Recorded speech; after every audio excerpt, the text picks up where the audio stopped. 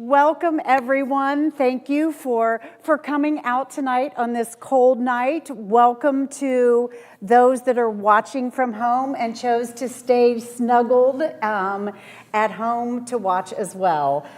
We have Pastor Tim Krick here, who is from Lutheran World Relief, and he says he's got the whole introduction and ready to go, so I'll let you have at it. All right, thank you. Probably get to listen to Angie enough, so we'll give her a break. Oh, and I will also say, if you see people get up, we have other meetings going home tonight, so it's not a reflection on So it's not because of me. Exactly. And I'm going to trust if you do get up to go to the other meeting, that's actually where you're going, and not just use it as an excuse. Exactly. That might just be a plant to say, I have something else going on, right? And you go to the direction of that meeting and then veer a different direction. It is a pleasure to be here tonight. Thank you. My name is Tim Krick. I'm a pastor in the ELCA that is currently living out my calling in this position with Lutheran World Relief. And what this position is, technically it's called Senior Advisor for Congregational Engagement. What that means, though, is I get to work with congregations in the Northeast, because that's where I'm from, or not where I'm from, it's where I live. I live in Dover, New Hampshire. So I work with congregations in essentially New Jersey and up. Much of the Midwest, and that means Ohio, Indiana, Michigan, Illinois, Wisconsin, Iowa, and Missouri, and all of Texas. It's a big area.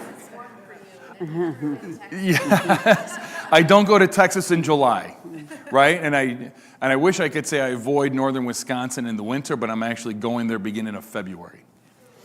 So, but this is what I do. I do three things with those congregations. First and foremost, I come to say thank you, right? As a congregation, you guys gave generously last year to work that is going on around the world, and so I come and say thank you to those congregations, to those people, to those organizations. Do you guys quilt here? Are you guys quilters? Yeah. That's what brings you here tonight, right? So thank you. And how long have you been quilting? Raise your hand. Let's do what they do at weddings. If you've been quilting more than 5 years, raise your hand. All right, so some of you are new quilters. All right, everybody, if you quilt, raise your hand. Some of you don't quilt. You're just here as members of the church. Perfect. You donate other ways. Thank you. If you've been part of quilting, even boxing counts, 5 years or more, raise your hand. 10, less than 10, put your hand down. Less than 15? Are you at 20 years? 25? About 20 years, right? 20 years, right? So you've been doing it, we can say decades. Decades. And you probably have had very little direct interaction with Lutheran World Relief, correct? Probably get a map, see where quilts go, a brochure, something like that, and you place your trust in us. Trust that your time, your energy, your resources, your love that you pour into quilts or into boxing or just financially giving, right? The church is given financially, and you trust it's going to where you have that idea in your mind on where it's going to go, right? Thank you for that. I hope you hear tonight those ideas, images in your mind that you have, that you actually, it matches up. What you're going to hear a lot tonight, I had the opportunity to go to both Turkey and Ukraine last May and June. And while in Ukraine, I got to participate in a quilt and personal care kit distribution. Really incredible and powerful. But the families then I got to meet in Turkey, the homes that they've been given as they're going through this earthquake. They're heartbreaking stories and also of hope as well. So I'm here to say thank you. I'm here to tell you what your generosity, what your love is doing around the world. Don't worry, there's not a hard ask, because at the end, I am a fundraiser for Lutheran World Relief, right? The work's not going anywhere. There's just more to do. And so there's a hope. We just continue our partnership together, right? We see the world is not working right, correct? How many people like to turn on the news? Because you just hear about more war. You hear about more poverty. You hear about whatever it might be. And it just is, sometimes it just feels too much, and you'd rather not know. And so sometimes we don't want to turn on the news, right? Ignorance is, but it is not good, right? My life is easier if I'm an ignorant person. Because then I don't have to worry about what somebody else is going through. But we are also people of faith where we are called to know what's going on in the world. To see what is happening is not the way the world should be. And instead, to feel called to actually believe we might be able to do something about the suffering that's going on in the world. That's what God calls us to, right? So I'm here to tell you how you are impacting the world all around, right? With the hope that we continue that partnership for years to come.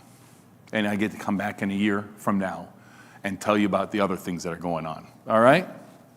So I'm not quite sure. I have an idea what pictures are going to come up next, but I don't have it in front of me. So I'm going to go back and forth quite a bit. But if you could put the next one up. Oh, all right. We don't need the sound, so go again. There you go. So we're going to start in Turkey. I believe it goes Turkey, Ukraine, and Ukraine we'll talk about quilts and kits, and then we'll end with some information about what kind of work Lutheran World Relief does in general. Because the disaster work that you see in the news is really just a small portion of it.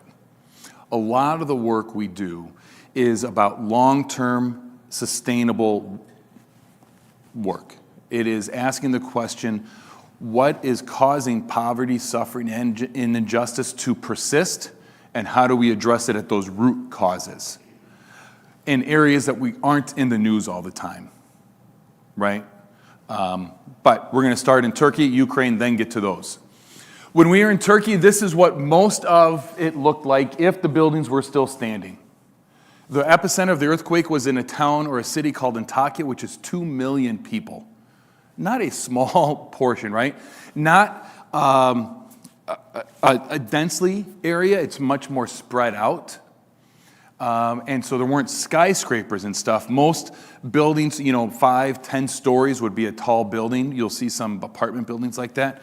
But if the remaining, many of them look like this individual home here. That's not livable anymore, is it? If it was in better shape, that yellow building in the back, it's still standing, but people aren't living in that. You can see some cracks in the lower level. Much of the damage was caused, one, a strong earthquake, but they were also not built up to code through corruption in the government. And so there was much more devastation than what needed to be. And so even if a building is still standing, they also know it wasn't built really well, and so no one wants to live in it because they're afraid what happens if another earthquake comes. And so much of what you see standing is going to have to come down to be rebuilt. And so 2 million people, right? Where do you live? If you want to go to the next one, please. Most are living in those tents that you see below, and there you can see all those apartments up there, right? All of that has to come down. None of it is habitable anymore. And so everybody is living in tents. So as we were driving through, you just saw tent city after tent city after tent city of just those army surplus type of tents is where they are. So one of the first, I don't have a picture of it up there, one of the first things we went in to do through a partner organization is to have bathrooms built, right? Because that's the situation people are living in. So bathrooms with a generally large water tank on top that the city would come in and fill and take away. So you had that. If you had access to a shower, that was the shower you had access to. Or if you had access to a bathroom, that is what you had bathroom to. How many people don't like camping? Right? Why don't you like camping? Running water. Bathrooms, running water, right? Exactly. So these people are, right, designed for 5 to 6 months, but this rebuild is going to take 5 to 6 years. So if you want to go to the next one, one of the initial way, or one of the long-term ways in which we're working to help people is through building of Container City. And maybe that's some of the information that you saw, because you guys made a nice donation. I believe it was designated for Turkey and the work we're doing there. What you see here is we have partnered with an organization called IBC, International Blue Crescent, along with other humanitarian organizations, because the work is too much for one organization. It has to be people coming together for expertise, for resources, for money. And so we helped to build this container city that's 400 containers to house about 2,000 people. And it has electricity, and what is unique about the ones we're helping to build is that each have individual bathrooms in them. They have a stand-up shower, a sink, an efficiency kitchen, and a bathroom. Ugh, right? One thing I've really learned through my time with Lutheran Relief, I forgot to mention this. So I live in Dover, New Hampshire. That's why I have the Northeast, but I'm from the Chicago suburbs. So that's why I work in the Midwest. I had never really been to Texas before, so that's a mystery why I get Texas. Well, but I lost my train of thought why I was going to mention that. I keep looking at you, Angie, like you're going to remind me of it. I'd love to help, but Yeah. Individual toilets. I forget why it was going to be relevant to talk about myself at this point. I don't know. So it's at the end of the day, right? Give me a little grace, please. yeah. Thank you. Go ahead. You're going to help me out. You were saying how awesome it was they all have their own bathroom. Yeah. Oh, this was just, it reminded me of something I didn't share that I normally would have. But one thing, thank you. You got me back where I was going to talk about. One thing I've noticed about Lutheran World Relief, if we're going to do something, we want to do it as well as possible. You would see a lot. We got to tour a couple different container cities. And there's nothing wrong with doing it this way, because if that's what you can do, that's what you do, right? Some of the containers are just one big room inside. Some of them were a bedroom and a main room. But most of them did not have bathroom facilities. They had, that communal bathroom that you had to go use, and a communal shower that you had to go use. What I liked about what the ones that we're helping to build, they really are the best of the ones that we saw, is that they have water facilities in it. We always want to do the best that we can. Let's not just halfway something. If we're going to do it, let's do it well, right? Again, these have to last 5-6 years is how long the rebuild's going to take. So you can tell there's power lines in there. There's a little trench on the middle left. That's the water line that had to be dug to have water pumped up. There's a big water tank at the top that's for gravity fed to be down. Within it, there are 4 buildings that have washer dryers, about 10 washer dryer each. So people within the community have bathroom facilities. There's a kind of a structure you can see right here in the middle. That's a larger community center for people to gather. And if you look at the middle right, there's like a back end of a semi. That's an industrial strength kitchen. So everybody there gets 1 meal a day. The dinner meal is served. So people can come down, get like takeout, and then take it back to to the community center, or to back to their container home. And so I'm amazed of what they've been able to build in such a short amount of time. And again, all of those apartments back there, those are all going to have to come down. So much has to be rebuilt. If you go to the next one, please, thank you. One of the things why it was built where it was, we're always asking the question, who are the most vulnerable? Because another thing that I've learned is it's always the most vulnerable who suffer the most when tragedy strikes. Do you know that, right? Those, as a person of privilege, when tragedy strikes, if I were to get sick, I have insurance, I have great medical care nearby, I have family to help out, right? All of these things, if tragedy strikes, I'm not a vulnerable person by any means. But there are many vulnerable people who are not going to be able to make it into a container home. Particularly the reason why we built it where it was is there were a lot of Syrian refugees and Romani people nearby. And so the thought was, we'll put it here, and those will be the people that move in. Well, the government decides who gets to move where, and they put the Syrians, refugees, and Romani people at the bottom of the list. And so they are not able to get into the container home. So one meal a day gets brought down into that community. If you saw from that last picture, you saw the container homes. There's that tent community behind it. One meal a day gets brought down to those people. So they have something. And that was a really powerful experience for me. At one point, I was standing there, and I don't have a picture of this gentleman that I can share because we didn't get his permission to use it. But where that was going on, I was probably standing right about here watching, and this gentleman comes up and starts talking to me through an interpreter. He identifies himself as the president of the Romani Association. And he asks where I'm from and what we're doing there, and I ask him his story, and he tells me about his experience through the earthquake. And I said, what's your hope? Where do you go from here? And he says, it's not my hope, it's my fear. I'm like, what do you mean? He's like, my fear is, he's standing there with his 10-year-old son in front of his tent on the side of the street, in front of the apartment that's got to be come down. And he's like, my fear is I will never move out of this tent. It put in perspective for me, because later on that day, I'm talking with my colleague Amy, who takes all the pictures and puts together some of the videos that you'll see. And we both like to travel. And we're later that day naming the places around the world we want to visit, right? Anybody have a list like that, right? The reality is, in my life, I'll get to go to many of those places. He's talking about never moving out of his tent.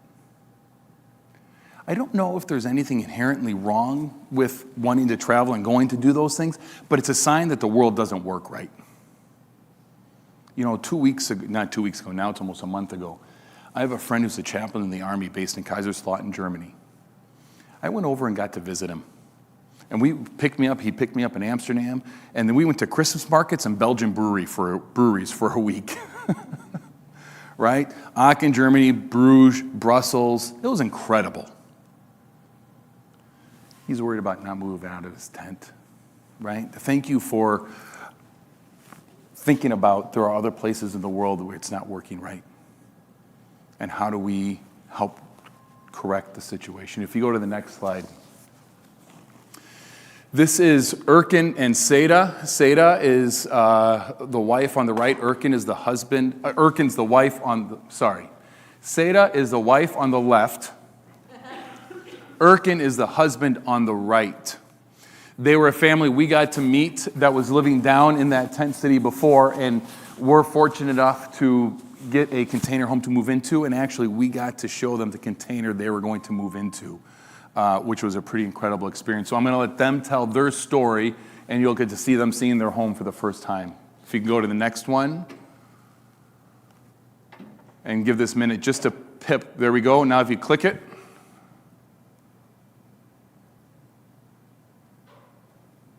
And there should be sound.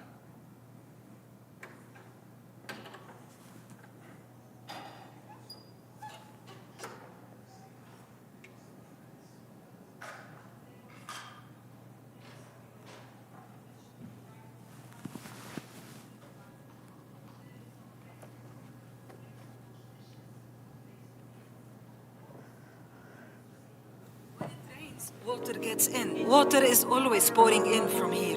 Children cry all the time. They cry all the time. They don't want to eat.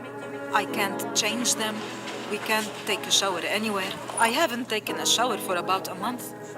Tap water certainly is not healthy, but we have to drink it. There is diarrhea and vomiting. It's so hard. We're just trying to make ends meet.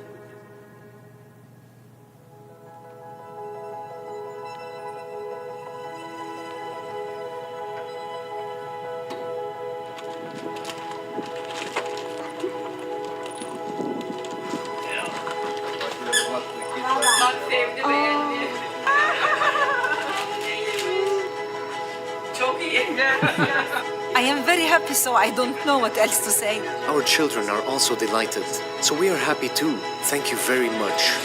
Hi, I'm Tim Krick with Lutheran World Relief. We have a completed container home. Can we take a minute and just show you around of what is here? So you have an efficiency kitchen, you might say. And as we move into the bedroom here, it comes provided with a wardrobe, a bed, the engineering to build this city for people that are going to need homes, not just for the next several months, but for the next several years. We are happy that our children will sleep comfortably and that they will take a comfortable shower. We are happy. Our children are healthy, thank God. God bless them. So my family is happy. Thanks to those who came, those who helped us, those who reached out to us. Thank you so much for coming this far. The human dignity that privacy like this allows, that you are giving to people who've had their lives torn apart, it's making a difference. Thank you.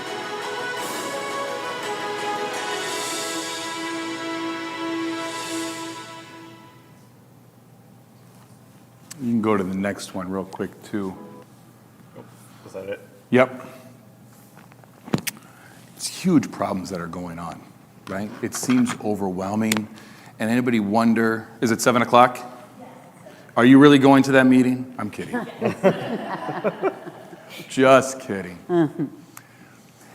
It seems like is what we do going to make a difference, right? It can feel, is my one quilt or my dollar, or is it really going to make a difference, right? Does anybody ever wonder that?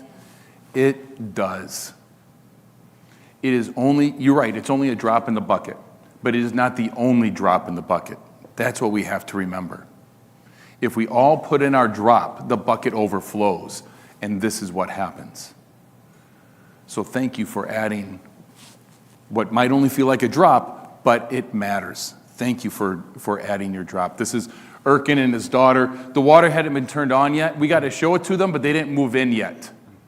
And so, but they were in the bathroom playing with it, just looking at all the fixtures that they were going to have. So, excellent. You can go to the next one. Thank you. This is AC. Her job in that city is to clean the containers after they're built before the family moves in. Nobody has been untouched by the earthquake that was there. She's telling us her story. You can see she's holding up her phone. That's her adult daughter, 24, who had just moved back to the area 2 weeks prior to the earthquake, got an apartment with 3 cousins. They all died in the earthquake. She was telling us the only time she finds peace is when she sleeps and dreams of her daughter. She also said what helps is preparing homes for people who did survive, right? By giving, you're giving her a job to give people a home who did survive, right? I mean, it's all connected. It's all connected. If you can go to the next one, please. So that's a little bit about Turkey. Are we okay so far? We'll move on to Ukraine. I thought this was a very common scene of what we saw in Ukraine. We went, thank you very much. I appreciate it.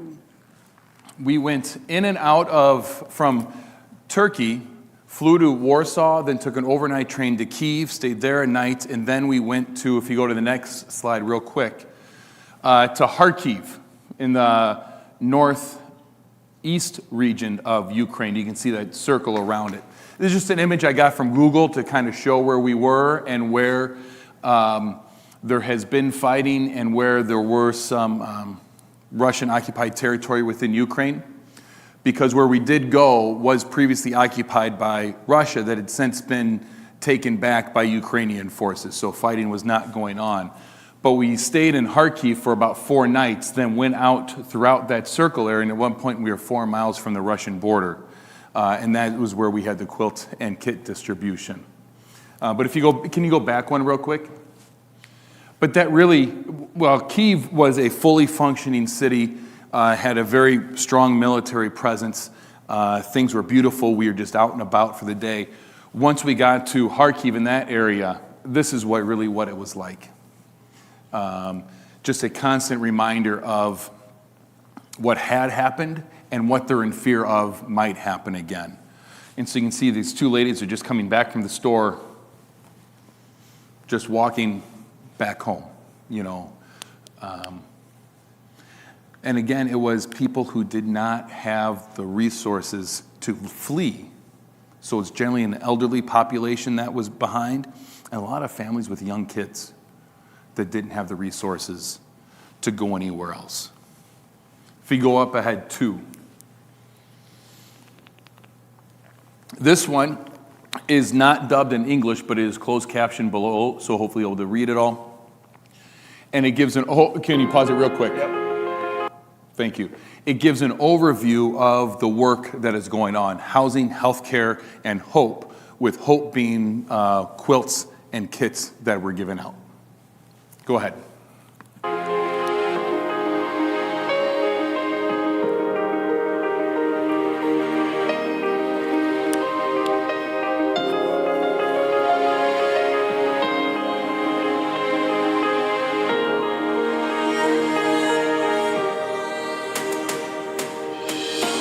И мы попали под оккупацию россиян, нас эвакуировали сюда.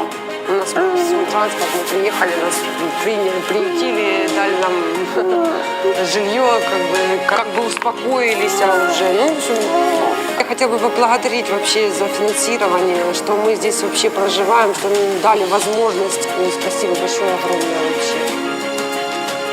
Терористи Російської Федерації вбили багатьох з лікарів, які тут працювали. Наша робота полягає в тому, що ми приїжджаємо в місто і починаємо надавати медичні послуги для людей, які їх потребують. На інших взагалі лікаря не бачили 2 роки, а то й більше. Що до них все одно приїжджають і будуть приїжджати.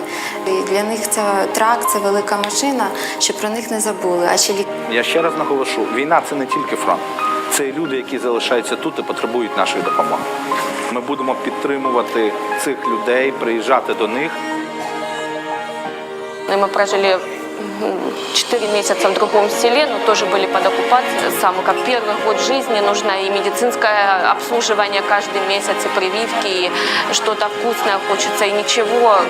Сейчас в связи с войной, как, наверное, один из немногих плюсов в том, что мы поняли, что есть люди, которые помогают.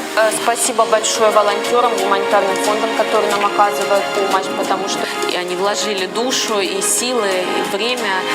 Большое им за это спасибо. Действительно, это одеяло будет имеет свою ценность, не только практичную ценность, но и духовную.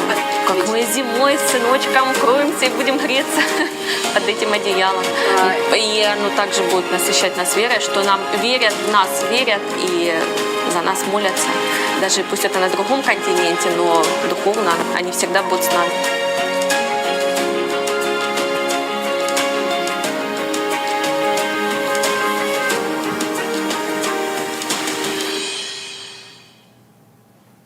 And then if you can just go and stop on the next slide. Thank you. I like the way that last video ends with that young mom, when she says they might be on another continent, but spiritually they are close, right? That's what I heard over and over again from people.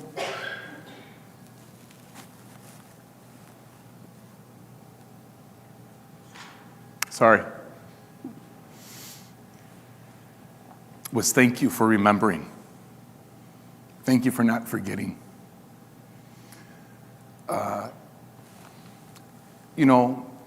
Quilts, they're not going to solve someone's life problem. Giving people a place to sleep that's safe at night, it removes them from that immediate issue, but it doesn't solve the problem of where they're going to be in 10 years. But it gives them a time to breathe, right? It gives them a time to, all right, I can face this day. Anybody ever been overwhelmed before? Right? Where you just wonder, ugh. And then a phone call, whatever it might be, but you understand you're not alone. To me, that's so much of some of the work that we does, that quilt, a personal care kit, a safe place to sleep. Thank you for remembering. Give me a chance to figure out what the next step is going to be. Because war can be really isolating. This mom, Alina, and her son, Artem, she was talking about, as we were sitting there talking with her for a bit, about how isolating the war is. When Russian forces came in and, half the town fled, people were killed, and they're isolated in their home. They couldn't leave. Stores were ransacked. You're just relying on a Russian soldier, literally to come by with a bowl of porridge, and that's going to be your food for the day. And then the occupation ends, and the Ukrainian forces take it back over. She's like, but it still wasn't, you didn't feel safe. You were always worried about it starting again. And you couldn't just go out and let her son run. While we were there, we heard explosions occasionally throughout the afternoon because they were doing demining in the area. She's like, so I couldn't just let my son run because what if? In fact, we went out into the countryside a little bit from even where we were at that point, and to follow up on a couple people who we had given wood-burning stoves to in the fall to see how they were doing. And we were told, when you get out of the van, don't wander off, stay in front of the person, behind the person in front of you, just to be absolutely sure you don't.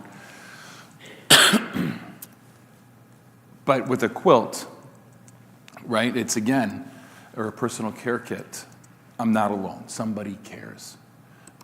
So thank you for providing that. Even if it's just boxing the quilts, right? Even if you're just tying it, whatever it might be, it all matters. And that's something too, when I talk about the work we do, I don't mean we, Lutheran World Relief, I mean the work we do collectively together, right? We talk about the body of Christ. We all can't be the eyes, we all can't be the ears, we all can't be the hands. We all have a role to play. Some people, their role is to go overseas and to run a program or whatever it might be. Some people is to take a picture. And some people's to make a great video. Some people's to tie a quilt. Some people's job is to write a check. None of it is more or less important. It is all needed in order for the work to happen, right? So when I say the work we do, it's the work we do, not the work we do. The work we do. If you can go to the next one. Healthcare is a big deal. Also, you saw that big guy with the burly guy with the beard. When we were talking with him, he had said, many of the doctors were killed. About half of them fled. Many of the other healthcare workers who remained were killed. The hospitals bombed, clinics were bombed, so there was no healthcare available. So we have 3 of these mobile clinics that go on. You saw that big truck. That are out in the eastern portion of Ukraine, going to people who don't have access to any doctors otherwise.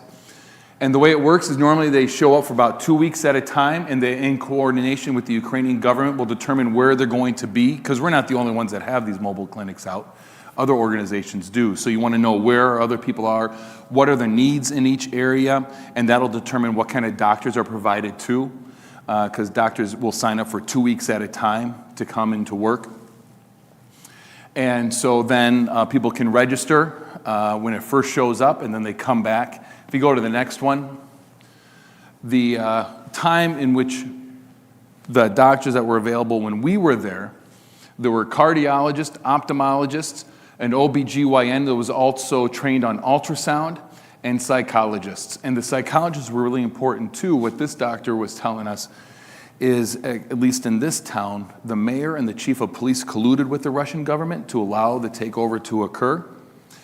And a lot of people colluded with them as well, out of either believing the Russian propaganda or out of fear. If I turn someone in, then I will survive myself, right? And so how do you learn to trust again? Who do you trust? So psychologists are really important to talk through some of the trauma that they have experienced as well. In fact, we now have a full-time person just geared toward gender-based violence because sexual assault has been such an issue as well.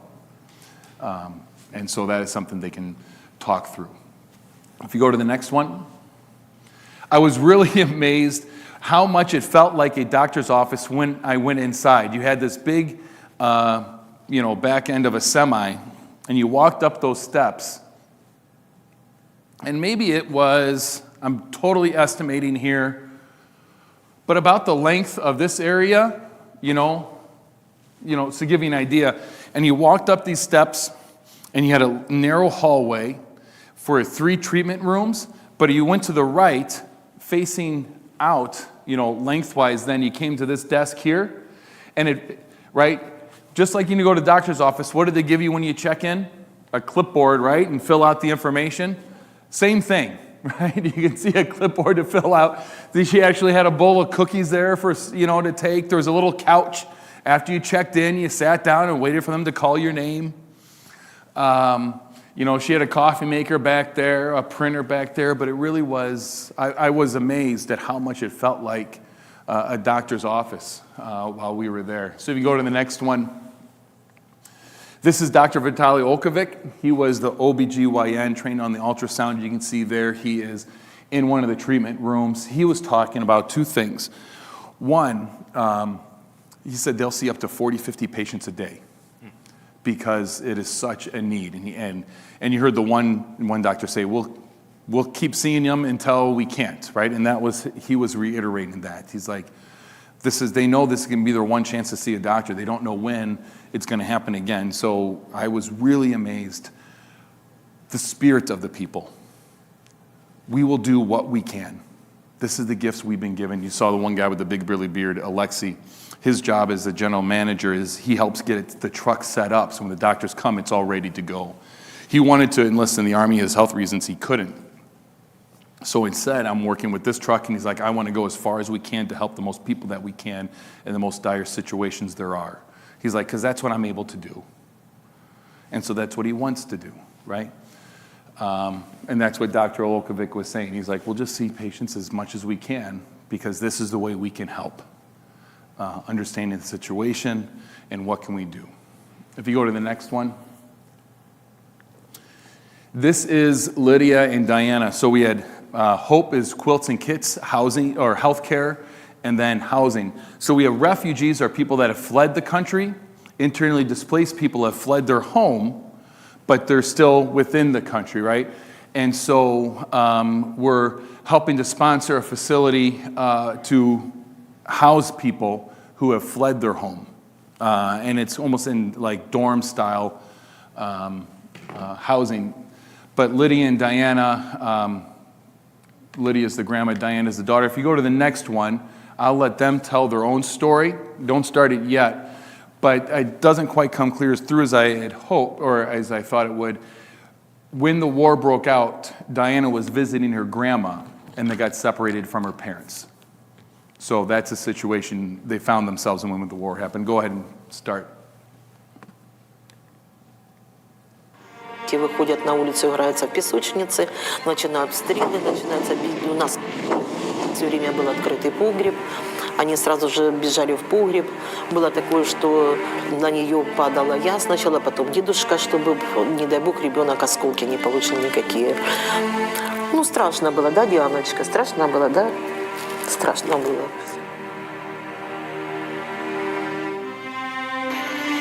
А родители, они в Харькове жили, они жили возле Северной Салтовки, которая первая началась под обстрелами. Они пытались к нам доехать, но их уже на блокпостах никто не пропускал.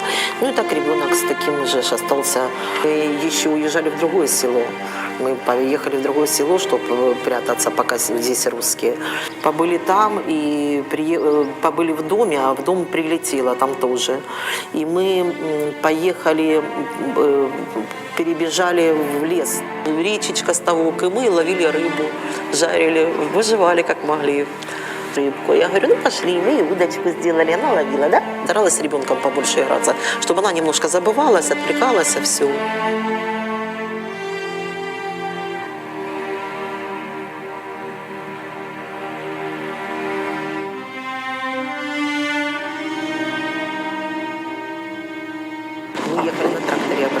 И она держит. Ну вот ехали, и за нами просто вот попадали. И на утро сильный очень большой взрыв был на огороде. И я уже расплакалась, я говорю, я не могу, ребенок у меня один.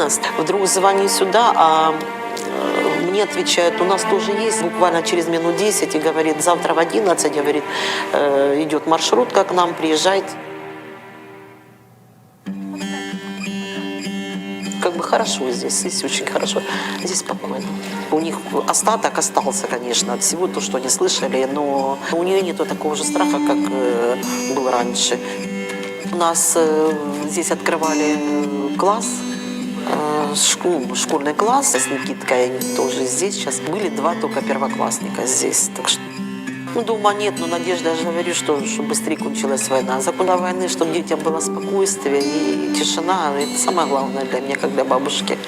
Другого, что ребенок будет расти, учиться, вырастет благополучное. Он бегает, он смеется. Это радость наша в жизни. Нет, большая благодарность, что вы приезжаете, что вы помогаете и нам, всем здесь проживающим. Да. Спасибо большое.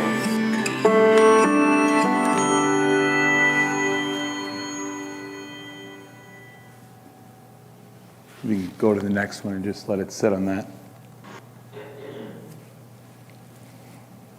Just can't imagine running into the woods, using your body to protect your granddaughter from shrapnel from hitting her. You know, she said she doesn't have a home, but we have hope. Because of generosity, because of love of people around the world, you know, Lutheran congregations here. She has a place to stay. I asked her, how long do you think she's going to be here for? She's like, as long as I can, because I don't have a home to go back to. You know, but she has a place to stay while she can figure out what the next step is. While we were there, you know, you heard her say they've opened up a school, they have classes, you know. When we were there, we were sponsoring and brought in 2 art therapy teachers with us to help the kids process the, you know, the emotion and the impact, the trauma that they're experiencing. So it almost felt like Vacation Bible School or like an elementary art school class kind of stuff, you know. We were making these little dolls. You saw Diana hold them up. It was supposed to bring, you know, good, like traditional doll that brings in good spirits into your home. You place somewhere up high to look over you. I wish I had mine to bring with, but the little girl in red that I'm sitting next to, she showed up late, so I gave her mine so she can catch up with everybody. But it was a really fun day that we were there. They brought in ice cream, you know, those like Nestle drumsticks, you know. So again, just trying to give everybody a kind of a sense of normalcy, if you can, in the midst of war, to give them a bit of hope too. So if you go to the next one, here's Diana and her friend Nikita. When he wasn't around, she was pretty straight-faced. As soon as he showed up, oh, it's like always right with the world again, you know, just having somebody with you. You can go ahead into the next one. So that's Ukraine. We'll talk a little bit about quilts and kits, and then a couple kind of projects of the other kind of work Lutheran World Relief does. Does that sound good? Everybody, I'm not talking too long. We're okay so far? All right, thank you. This was in 2022. I have the wrong slide in here, but because we have a newest one for 2023, and the church should receive a poster of it soon, and the latest quilt and kit ministry guide. They just, I think, are being sent out here and this week or next week. I should be getting mine to bring with the congregations. I think they showed up while I'd been gone, so be looking for it. But the numbers are even more for 2023. It's up over 500,000 total quilts and kits that have gone out. But it's, I think, still 19 different countries that they've gone out to in this past year. So that's okay. I thought, do you have it there? We do. Oh my God. There it is. You saw the envelope was there. You open it up right now? That is so funny. Yes. Ta-da. There it is. Oh. Perfect. The Quilt and Kit Ministry Guide. So you just got it. I don't even have this yet. And here is the latest poster. And I forgot to put the correct slide in, but you can put that up for 2023 on where they all went. And I'll read off some numbers. So 551,000 quilts to 14 countries this year. So it varies on where we get requests from them, where they're going to go to. So it kind of varies. But almost 200,000 quilts, almost 200,000 school kits, 120,000 personal care kits, 35,000 baby care kits. But it really is incredible. And this is just back in Ukraine, handing out quilts. It really was fun to hand them out too, because they'd want to come through and look through them to find a color that they like, you know. I wasn't thinking about it too much, and I was just kind of handing out to the next person that came up, and a gentleman came up, I handed him a pink or a purple one, I think it was, and he said, can I look through? Of course you can look through, right? And so he went through and picked them out, but they would, you know, people would hold them up and see, you know, and feel them and what's the texture of it. So as you think about putting them together, right, we want to make them as pretty as possible. People notice it, right? Again, it's a bit of human dignity that you're giving people. It's not just good enough, right? Be happy, here's something, you had nothing before, right? I mean, no, we know you care about what you're making, what you're putting together. And they think about it. So thank you for that. Go through to the next one. I think it's just, this is my colleague Marina. She is Ukrainian. She was with me on this trip, and in each of those bags are 35 quilts. And so she was just kind of showing them for the picture. Next one. And there you can see that's just us as people were gathering to hand out the quilts and kits that you all made. Next one.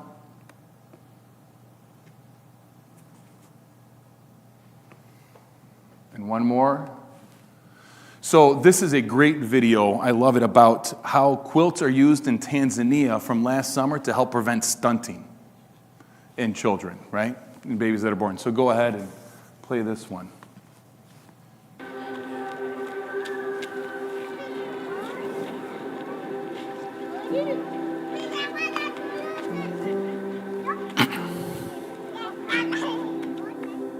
Stunting is a condition caused by chronic malnutrition in early years of child's development, and it's quite actually prevalent in Tanzania.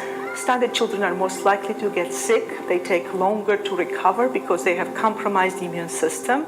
They have developmental delays, and they have difficulty learning. When I hear that such a big number of children are stunted, understanding the effects of the long-term effects of stunting, it's really painful, because it is also related to inability of children to develop to their potential mentally. One important study was done by Ifakara Health Institute in 2020, and they looked into drivers of stunting in Jombe region beyond nutritional intake. Jombe is one of the coldest areas in Tanzania. It's mountainous region, and during the home visits they observed that children often sit on a cold floor and with very little or no clothes on, and concluded that children, instead of using the food intake energy to grow, they're using that energy to keep their body warm. So that was contributing to stunting. When we heard about the study, we immediately thought about Lutheran World Relief's Quilt program. And we thought how this could help us keep those kids warm in Jombe. The quilts came to the very appropriate time, because it's a cold condition. They have really touched the life in the very appropriate time.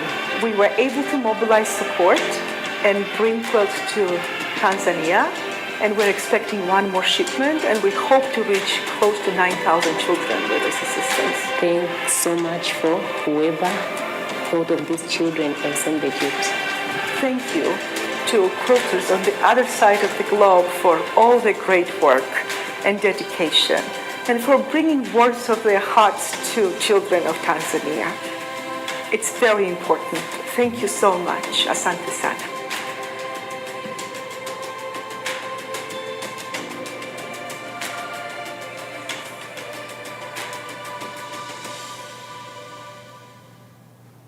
If you can go to the next one and let it sit on that, right?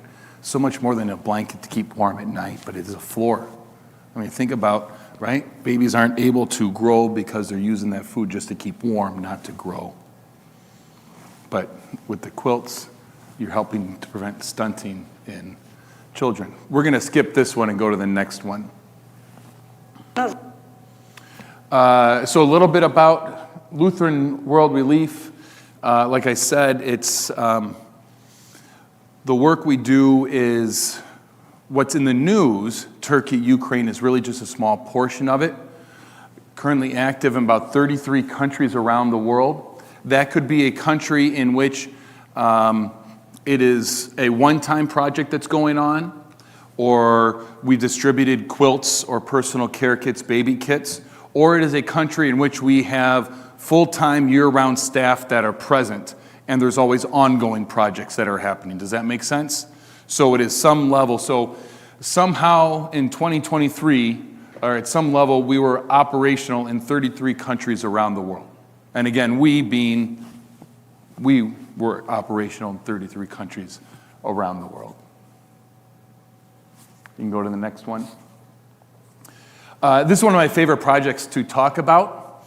That flower down, this takes place in Tanzania. So my boss, Lisa Kipp, she's an ordained pastor in the ELCA based in Rochester, Minnesota. Normally, right, when we go on a trip, it's not to do the work, it's to see the work being done. So periodically, we will get to go around and to see it. My boss, Lisa, got to go to Tanzania last summer. So you see that flower down below, it looks like a what? A daisy, right? It's not a daisy, very similar, but it's something called pyrethrum, and it's used for organic insecticide. So these farmers in Tanzania, normally they have grown maize or corn as their cash crop, which is harvested once out of the year, and so you hope you have a good crop, but what happens if you don't? It also takes fertilizer, and what have you heard about the price of fertilizer the last couple years? It's gone way up due to the war in Ukraine and other things going on in the world. So now these farmers can buy just a fraction of the fertilizer that they needed. So they're faced with the decision, Lisa's telling me, is that she's learning, is they can take what they can afford and put it over their whole crop, but then what happens to the yield of that crop? Goes way down. Or they take what they can afford to buy and put it on the appropriate amount of crop, but now they only get a good yield from a small portion of crop. So it's kind of like a lose-lose situation. So we're working with farmers in Tanzania to grow pyrethrum, an organic insecticide, which means it doesn't take expensive fertilizer. Also, it can be harvested 10 months out of the year, every 2 weeks. And then if you go to the next slide, we partnered with another company called PCT, Pyrethrum Company of Tanzania, and had these, it's essentially a large kiln, a drying facility.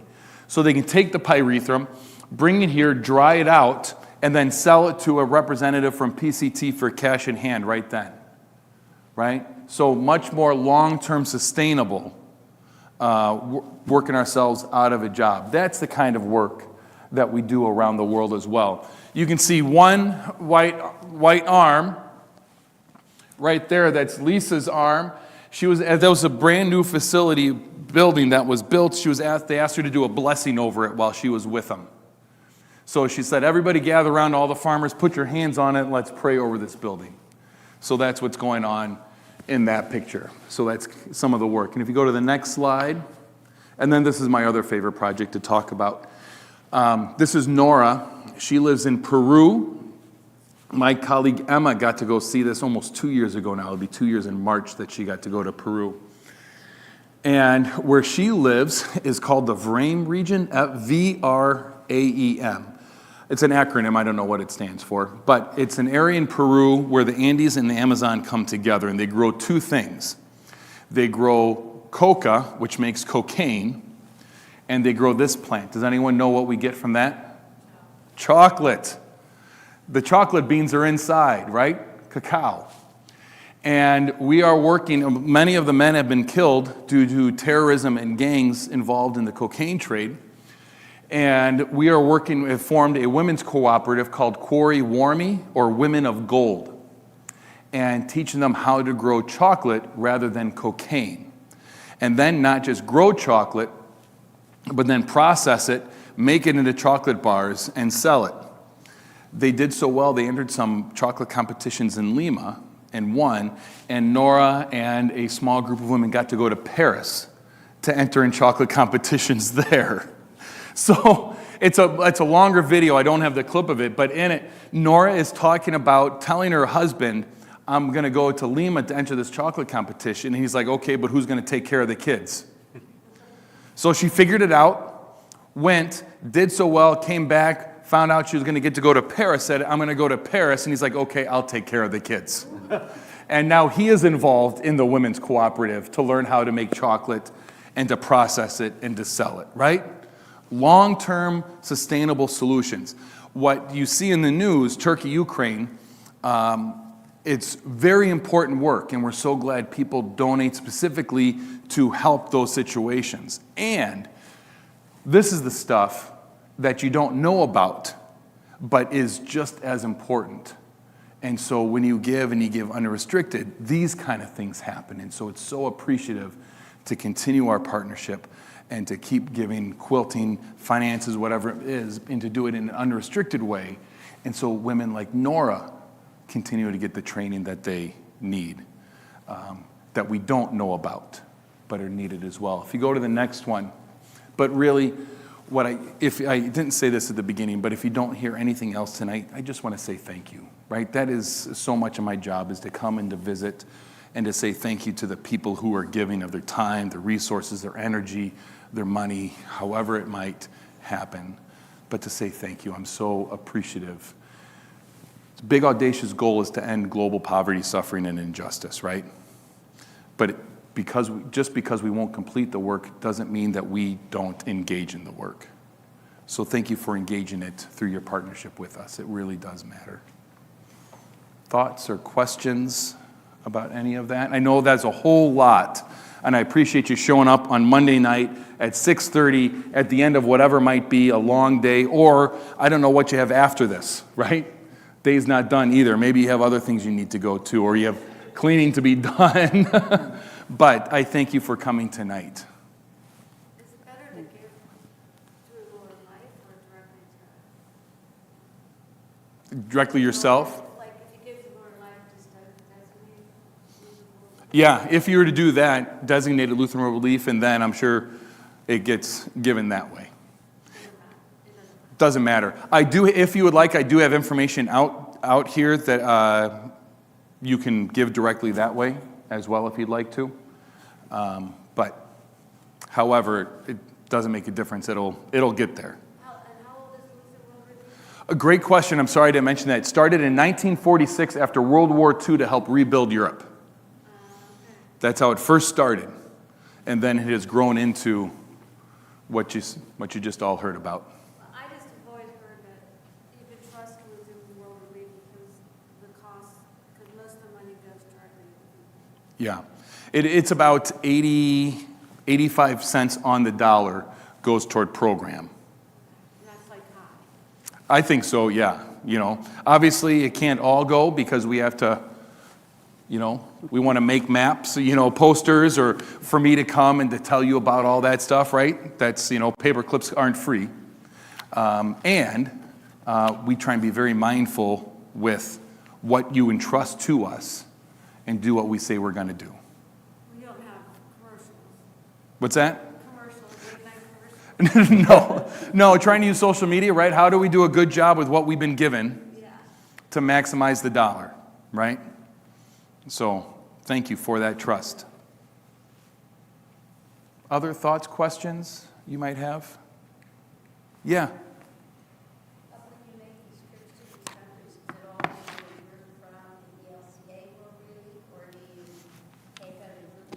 Yeah, that's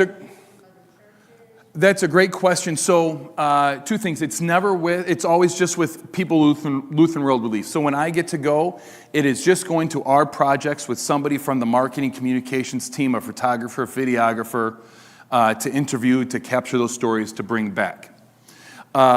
You mentioned, is it with ELCA? So just a little distinguishing, we are not officially affiliated with the ELCA. We are a para-Lutheran organization, pan-Lutheran organization, which means we receive funding from the NALC, North American Lutheran Church, the Missouri Synod, and LCMC, Lutheran Churches in the Mission of Christ. ELCA is by far the largest supporters of us, right? But we're one of the few organizations that still has maintained all these other denominations together. What distinguishes us from ELCA World Hunger like that's their disaster relief, is World Hunger, unless it is designated specifically for like Ukraine, they work internationally and domestically. So if you were to give to World Hunger, it could be going to a food pantry in Chicago or, somewhere else around the world. We are purely an international organization. So if you're looking to, we want to do just international work, I would say we are a better choice because we are solely internationally. The other thing that I think distinguishes us from them, and this isn't good or bad, it just is, ELCA World Hunger is more of a giver of grants. We are more of a receiver of grants and then implement the work. A case in point being, we received $1 million from ELCA World Hunger to work with Ukrainian farmers to help them buy seeds, new equipment, so they can replant. And that happened last summer. So I think that's a way to distinguish between us and them a little bit. I will say this, if you're going to give to ELCA World Hunger, great. They're going to do what they say they're going to do, right? We're just a little bit different from them. So, and like I said, I'm an ELCA pastor, but I'm living out my calling in this position with Lutheran World Relief. But great question. Thank you. Anything else? Thank you for your time. Is there anything you wish we knew or that the word would get out more in what you do? Unrestricted giving is the most powerful dollar. If people ask, what's the biggest impact? How do we make the biggest impact? It really is an unrestricted gift because it will continue to support work in Ukraine or Turkey, but it helps people like Nora or the farmers in Tanzania, right? I mean, that really is, I know we want to, can we give here? But it'd be like, I would say this, like if Pastor Lowell was here, if somebody came to Pastor Lowell and said, you know what? I really like our organist. Can my offering just go to the organist? Because that's really what I care about, right? John heard that. Yes. That's not quite the way it works, is it? Now, you might periodically, Andrew, you're just saying you just did this, probably maybe you had a capital campaign for some building that went on right there, right? Occasionally, you'll do a capital campaign because there is a specific project that needs a specific amount of money. But after a while, the capital campaign is done. And ideally did not divert your regular offering to the capital campaign, but that was something you did on top of your regular offering, right? I'd say we operate the same way, right? We have all our regular money we receive, and then Turkey happens. So we'll do a separate, account, you might say, for that work. And we don't want church to divert their regular giving to that, but do something on top of it. Does that make sense? Right? So if I can be bold enough to ask that, that would be what I would want people to know. So when you were like in the container area, Yeah. other relief organizations there too? Yeah, so the container home, that was done in part, so a lot of our work is done in partnerships, right? And for any number of reasons. It could be we don't have an established presence in that country. Like Turkey, we weren't already working there because it's a more developed country. So we didn't have an established presence. So then it's finding partners that we've worked with before in the past or that we know of and trust that we can work together with. So IBC, International Blue Crescent, is that organization that was leading the building of that container city. They're an Islamic Turkish organization. What's really neat about that, and when we were there that day, there were probably 6 or 7 other international faith-based organizations that were helping to make that happen. World Vision, people have heard that. They were there that day. They're part of that container city. There was an Islamic Canadian organization that was there that day that was helping to fund it. An American Jewish organization was helping to fund it. Catholic Relief Services was an organization that was helping to make that happen. Right? So it really is, especially for that container city, neat to see all of these faith-based, international, multi-faith organizations come together to find common ground to do something good. Because I don't know if you notice, we live in a world that can be a bit divisive sometimes. Right? So it really is nice to see people come together to do something really good in the world. Good question. Anything else? Thank you. Well, thank you for coming to join us. We should, if we can stand up and say a prayer together. Oh, that'd be great. To end out our day, time, that yeah. would be great. If you're near somebody and you want to hold hands, please do. Are you praying or am I praying? I'm praying. Perfect. Thank you. Right. Yes.